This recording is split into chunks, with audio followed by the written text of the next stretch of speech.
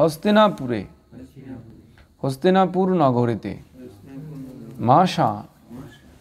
মাসান কতিপয়ান কয়েক মাস হরি ভগবান শ্রীকৃষ্ণ সুরিদাম আত্মীয় স্বজনদের চ ও বিশুকায় সুখ অপনোধনের জন্য শশু ভগিনী চ এবং প্রিয় কাময়া প্রীতি কামনায়। অনুবাদ: পাণ্ডবদের শোক অপনোধনের জন্য এবং ভগিনী সুভদ্রার প্রীতি কামনায় শ্রীহরি পরমেশ্বর ভগবান শ্রীকৃষ্ণ কয়েক মাস হস্তিনাপুরে অবস্থান করেছিলেন। তাৎপর্য করেছেন জগৎগুরু শিল প্রভুপাদ কি। কুরুক্ষেত্র যুদ্ধের শেষে যুধিষ্ঠির মহারাজকে রাজসিংহাসন অধিষ্ঠিত করার পর শ্রীকৃষ্ণ তার রাজ্য দ্বারকার উদ্দেশ্যে প্রস্থান করছিলেন, কিন্তু মহারাজ যুধিষ্ঠিরের অনুরোধে এবং ভীষ্মদেবের প্রতি বিশেষ কৃপা প্রদর্শন করার জন্য তিনি পাণ্ডবদের রাজধানী হস্তিনাপুরে অবস্থান করেছিলেন।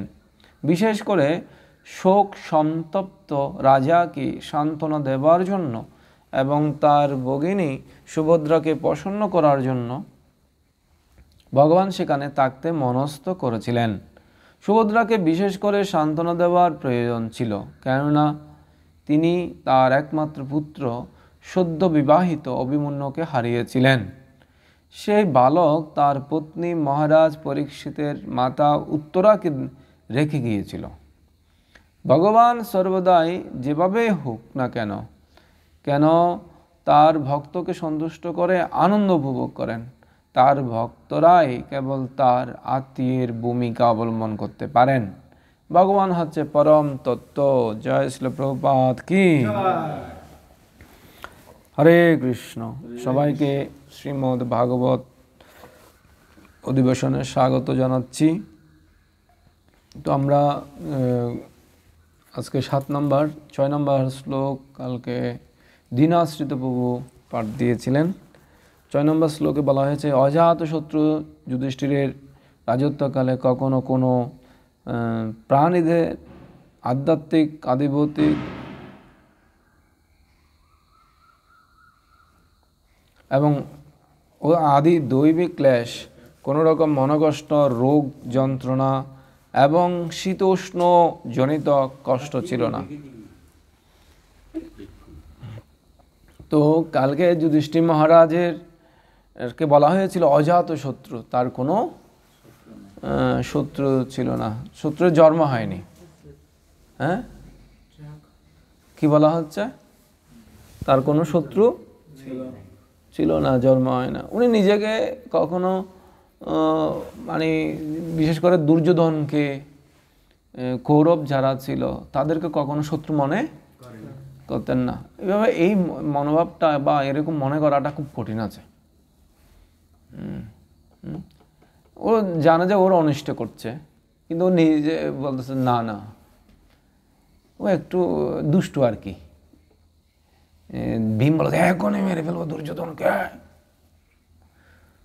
এই ভীম শান্ত, ও একটু দুষ্ট। কে বলতো এগুলো? হ্যাঁ, যুধিষ্ঠির প্রভুর এত সুন্দর মনোভাব, সব সময় মনে করতে সবাই ভালো, এই জগতে আমি খারাপ, এরকম দুর্যোধন এবং যুধিষ্ঠির মহারাজকে গুরু দ্রোণ আদেশ দিয়েছিল। দুর্যোধনকে বলেছিল যে যাও, তোমার থেকে কোনো ভালো লোক যদি থাকে ওকে ধরে নিয়ে আসো, বা ওর নাম বলো। ও পুরো পৃথিবীর মধ্যে মানে গুরুদেব দেখলো, মানে পুরো পৃথিবী গুরু নাই, ও চিন্তা করে দেখলো আর কি, কে ভালো আছে। চেদিরাজ শিশুপাল কিনে ভালো না, ও আমার থেকে ভালো না। তারপরে মগধরাজ জরাসন্ধ আমার থেকে না, ও আমার থেকে ভালো না, এইভাবে করে দেখলো যে অনেক রাজ্যের রাজা ও থেকে ভালো না। ও মনে মনে দেখতেছে আর কি, এদিকে নাকি পুরো পৃথিবীকে ঘুরতে গেল নাকি। হ্যাঁ, তো এখন ও এসে বলছে, গুরুদেব আমার মতো লোক এই জগতে ত্রিভুবনে নাই। কে বলতেছে? হ্যাঁ, ও যে আমার মতো ভালো লোক এই জগতে নেই। কিন্তু যুধিষ্ঠির মহারাজকে দেখলো যে আরে তুমি যাও তো দেখি, তোমার থেকে খারাপ একজন লোক ধরে নিয়ে আসো, আছে কিনা দেখো। তো প্রত্যেক লোকের মধ্যে ও কোনো না কোনো গুণ দেখে। একটা পোকা দেখলো, পোকাটা দেখলো যে গোবরের পোকা। এরও কত গুণ, এই গোবরকেই আবার পায়খানা হচ্ছে, আর ওর পায়খানা পৃথিবীর ঘাসের জন্য কত উপকার। কেঁচোকে দেখতেছে যে ও কত সুন্দর করে মাটি কুড়ে ঢুকতেছে, আর ওখানের ফলে ওখানে উর্বর হচ্ছে, মানে জীবন যেগুলো বিভিন্ন গাছপালা বা যেগুলো লতা গুল্মর প্রয়োজন ভিটামিন, ওগুলো সব এই নাঙ্গলের বলা হচ্ছে, নাঙ্গল দিচ্ছে। কে দিচ্ছে? এটা কেঁচো। ও প্রত্যেকটা প্রাণীর শুধু গুণ দেখতেছে, এমনকি চীনা যোগ বলেন, মহিষা যোগ বলেন, যাই যোগ বলেন, যোগেরও গুণ দেখতেছে। হ্যাঁ, যোগেরও গুণ দেখতেছে। হ্যাঁ, যোগের অনেক গুণ আছে। হ্যাঁ, যেমন ধরেন এই কিছু পোকা আছে না, ওই সমস্ত পোকাগুলো যোগ ধরলে ওটাকে নষ্ট করে দেয়, আর ওই পোকা ধান খেতে বা বিভিন্ন ক্ষেতের জন্য ক্ষতিকর। হ্যাঁ, এরকম প্রত্যেকটা পোকা একে অপরের পরিপূরক খাবার, কিন্তু একটা না একটা উপকার করে প্রকৃতির মধ্যে। তো প্রত্যেকটা জিনিসের, প্রত্যেকটা প্রাণীর ও শুধু গুণে দেখলো। তো ওর গুরুদেবকে এসে বলছে, গুরুদেব আমার মতো খারাপ লোক আমি আর খুঁজে পাইনি। এই যে বলছে প্রত্যেকটা প্রাণীর মধ্যে আমি অনেক ভালো ভালো গুণ আছে, আমার মধ্যে এরকম গুণ নেই। তো যুধিষ্ঠির মহারাজ কারো দোষ ধরতো না, শুধু গুণ দেখতো, আর কাউকে শত্রু মনে করতো না। তো এই জন্য বলছে অজাত শত্রু। কারণেই খা তিতিক্ষাব অজাত শত্রুব শান্ত সাধুব সাধুভূষণম। কারণ আমাদের দীনপ্রভু শ্লোকটা বলেছিল, প্রত্যেক জীবের প্রতি করুণা প্রদর্শন করা এবং প্রত্যেক জীবকে শত্রু মনোভাব না মানে শত্রু মনোভাব না মনে করা, বন্ধু মনোভাব বা সম্পর্ক অনুযায়ী যেটা ভাব মনে করা, আর প্রত্যেক জীবের হৃদয়ের মানে সুরিত হওয়া, এটা হচ্ছে সাধুর ভূষণ। এটা কিসের ভূষণ? ভূষণ মানে অলংকার।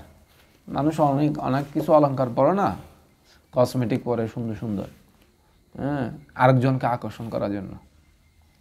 লিপস্টিক দিলাম, এরকম মেকআপ দিলাম, হ্যাঁ, তারপর দামি একটা শাড়ি পরলো, এটা মেয়েরা আরেকজনকে, এরকম দুর্গাপূজায় বেশিরভাগ দেখা যায়। ওরা তো দুর্গাপূজা এরকম এরকম বনাম করবে যে, কিন্তু বাস্তবে কিন্তু পূজা যখন হয়, যখন সকালে পূজা হয় তখন কিন্তু এত বেশি আসে না লোক। লোক কখন আসে? লোক বেশিরভাগ রাত্রে, সেই ইমপ্রেস করার জন্য বা আরেকজনকে দেখানোর জন্য সে বিভিন্ন রকম পোশাক পরে আসে। এরকম ছেলেদের ক্ষেত্রেও বিভিন্ন রকমভাবে ওর কারিশমা দেখাবে, পোশাক আশাকে যে কোনোভাবে হোক আরেকজনকে দেখানোর জন্য। কিন্তু বৈষ্ণবদের কারিশমা কি? বৈষ্ণবদের কারিশমা হলো যে কোয়ালিটি অর্জন। হ্যাঁ, কোয়ালিটি যদি অর্জন করে এটাই অলংকার তার। হ্যাঁ, ও কি কালো নাকি ধোলো নাকি খোড়া নাকি অন্যরকম কোনো প্রতিবন্ধিতা, যদি প্রতিবন্ধকতা থাকে বা প্রতিবন্ধী হয় সেটাও কোনো সমস্যা নেই। কিন্তু তার যদি কোয়ালিটি থাকে, সে যদি ভালো কথা বলতে পারে, তারপরে ভালো আধ্যাত্মিক যে নিয়মগুলো আছে এগুলো পালন করে, আরেকজন দেখে কি হয়, এগুলোকে বলা হয় বৈষণ, ভূষণ। ভূষণ মানে অলংকার। অলংকার এগুলো পড়লেই মানুষ কি হবে? আকর্ষিত হবে। অনেকে আছে, ভক্ত আছে, যেমন ধরেন আমি এখানে এক ভক্ত আসতো, অনেক সিনিয়র ভক্ত, রূপ সনাতন তীর্থ থেকে আসছিল, তমালপু এসে এখানে এদিক সেদিকে ওই ভাদালি লতা কোথায় আছে পাতা কোথায় আছে এগুলো নিয়ে সুন্দর করে বড়া তরা বানিয়ে রান্না করে, ও রেডি, বুক লাগাতে। হ্যাঁ, আবার উনি ভালো ক্লাস দিতে পারেন, ভালো কীর্তনও করতে পারেন। উনি আসছিল যে আমরা একবার দুইবার নগর সংকীর্তনও করছিলাম।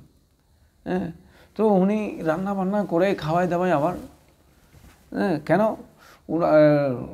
ওনার এই কাজগুলো ওনার কত কি আছে, অভ্যস্ত, এবং এগুলোর দ্বারা উনি আকর্ষিত হয়ে যায়। উনি যখন ওই ক্লাস দিয়েছিল তখন খুব সুন্দর গুরু মহারাজের অনেক মহিমা কীর্তন করেছিল। কারা কারা তমাল কৃষ্ণবাবুকে চিনেন? প্রভু চিনেন? তুমি দেখো না?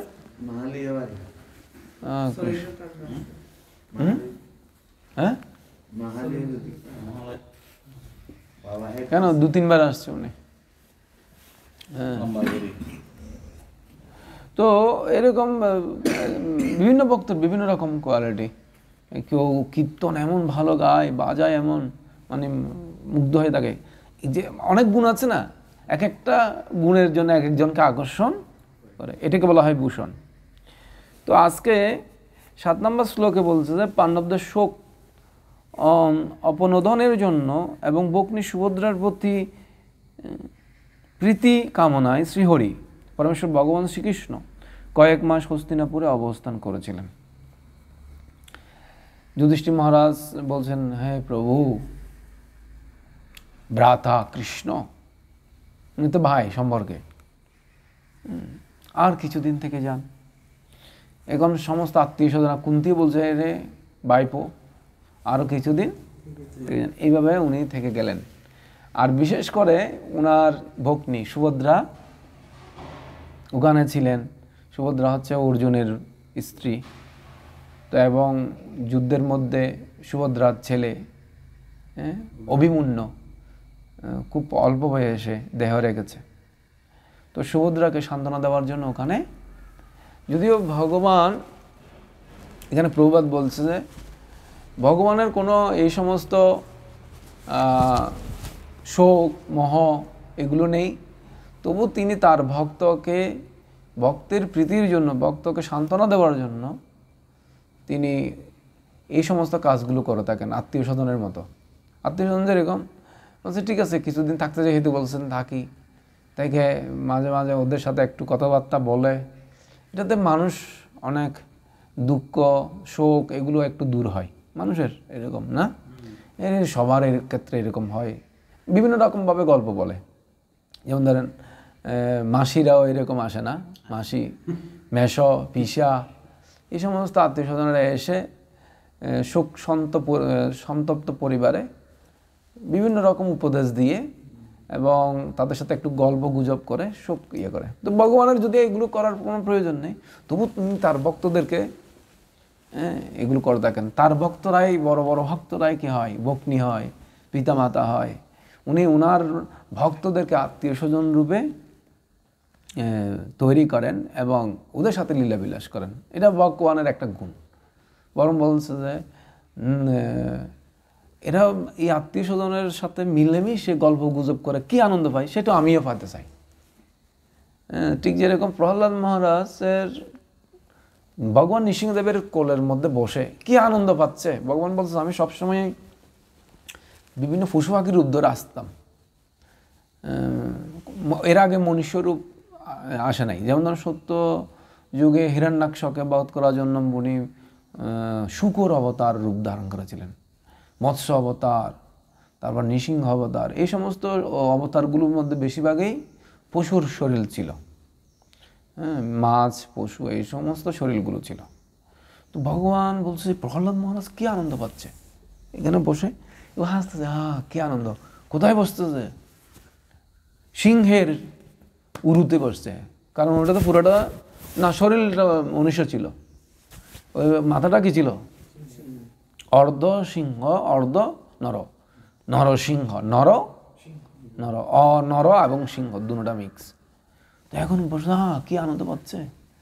ভগবানের এত উগ্র রূপ, বিকট চেহারা, কিন্তু প্রহ্লাদ মানুষ কোনো ভয়ই পাচ্ছে না, আর আনন্দ পাচ্ছে। ও বলছে, কে রে প্রহ্লাদ আমার কোলে বসে কি আনন্দ পাচ্ছে, এটা তো আমি জানি না। এর পরবর্তীতে আমাকে তাহলে মা বাবা বানাতে হবে এবং ওদের ছেলে হয়ে আমি আসব। ওনারা যখন আমাকে আনন্দ করবে, কোলে বসায়, তখন আমি বুঝতে পারবো এটা কিরকম। ঠিক এরকম রাধারানী যখন কৃষ্ণকে ভালোবেসে, কৃষ্ণের সাথে কৃষ্ণকে প্রেম দিয়ে সেবা করে কি আনন্দ পায়, সেটার ওনার একটু কৌতূহল হয়েছে, আমি এই আনন্দটা উপলব্ধি করতে চাই। তখন তিনি চিন্তা করলেন আমি মহাপ্রভু রূপে আসব। মহাপ্রভু রূপে যখন আমি আসব, রাধার ভাবটা নিয়ে আসব। আমি কৃষ্ণ কিন্তু ভাব আনবো রাধার। শরীরের অঙ্গকান্তিটাও রাধারানী, এই জন্য গোল্ডেন কালার, গোল্ডেন অবতার বলা হয় ওনাকে। ওনাকে বলা হয় গৌর। গৌর শব্দের অর্থ হচ্ছে কাঁচা সোনার মতো, কাঁচা সোনা, গৌরাঙ্গ। এই জন্য রাধারানীর নাম কি? হ্যাঁ, তপ্ত কাঞ্চন গৌরাঙ্গী প্রাদ বৃন্দাবনেশ্বরী বিশ্ববানু সুতে দেবী প্রণমামি হরি প্রিয়ে।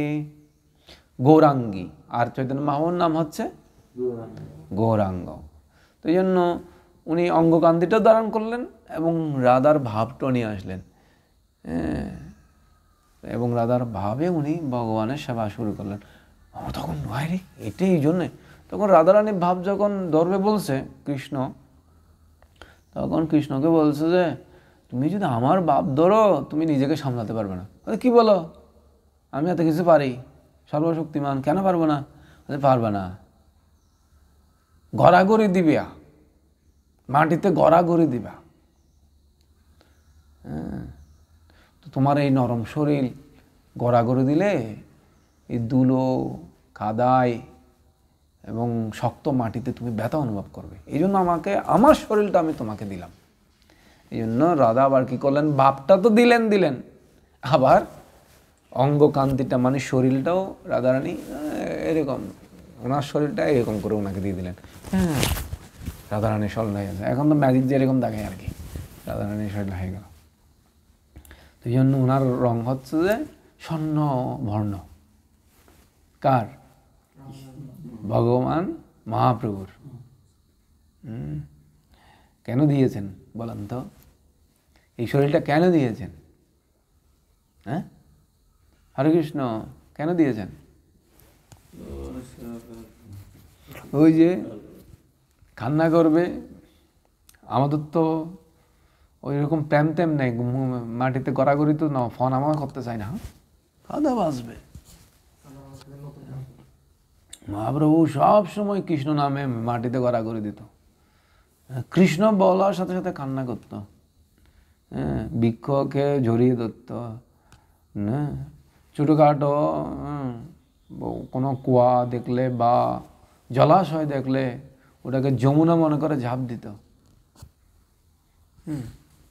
হ্রদকে মনে করে, হ্রদ মানে লেক যদি দেখে, ওটা তো যমুনা মনে করে কি করত, ঝাঁপ দিত। উনি প্রত্যেকটা কিছুতে কৃষ্ণকে দর্শন করতেন। তার মানে রাধারানী বুঝতে পারছেন কিরকম ছিলেন? হ্যাঁ, রাধারানী বলছে আমি কৃষ্ণের একটা যদি অঙ্গের দিকে তাকাই তাহলে বাকি অঙ্গগুলোতে আমার চোখ যায় না। একজন গোপী বলছিলেন কুঞ্জে এসে, জানো আজকে আমি কৃষ্ণের পুরো শরীরটাকে দর্শন করেছি, চরণ থেকে শুরু করে। আরে তুমি দর্শন করেছো, তুমি কত সৌভাগ্যবতী, আমার এরকম সৌভাগ্য হয় না। আমি একটার শুধু অঙ্গ দেখলেই ওটার মধ্যেই ঢুকে যাই, আর চোখ ফিরাতে পারি না, শুধু এইভাবেই দেখতে থাকি। আর আমাদের তো দর্শনার্থী মোটামুটি, যাক আমাদের যার যেরকম ভাব সেরকম লাভ, আমাদের আস্তে আস্তে হবে আর কি। হ্যাঁ, আস্তে আস্তে হবে। হ্যাঁ, কি পুষ্প পরাচ্ছে, কি পুষ্প দিচ্ছে, কোথায় কি পড়লো, হ্যাঁ, এটাও আমরা ভালো করে অবজারভেশন করি না, হ্যাঁ, দেখি না। জয় শ্রী প্রভুপাদ কি, হরিনাম প্রভু কি, শ্রীমদ্ ভাগবতম কি, সমবেত গৌর ভক্ত কি, নিতাই গৌর প্রেমানন্দে হরি হরি। বন্ধ দাও।